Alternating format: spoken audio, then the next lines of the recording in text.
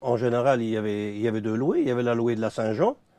Moi, celle que je retiens, c'est celle d'Azelferron, là, où les ouvriers agricoles, pour la Saint-Jean, ça se passait le dimanche, ça. Enfin, aux alentours venaient se présenter, là. C'était facile à reconnaître parce qu'ils portaient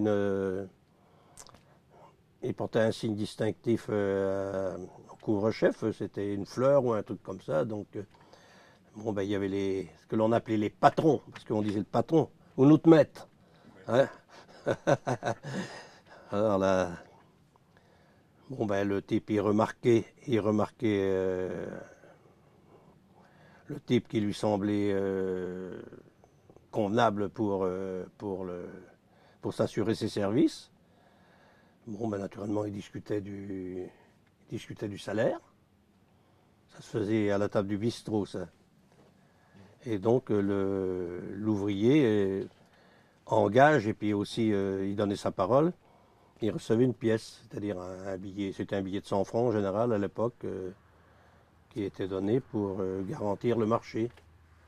Mais il y avait quelques petits malins qui se louaient. Ils prenaient le billet de 100 francs, puis ils allaient sur une autre place de loup. Le patron ne les revoyait jamais. Et puis, ils se faisaient quelques billets de 100 francs comme ça. Bon, ils étaient très rares quand même. Mais ça existait. Il y en a qui se louaient uniquement pour 4 mois, puis qui se relouaient après pour la fin de l'année. Mais il y en a aussi qui restaient très très longtemps dans la maison.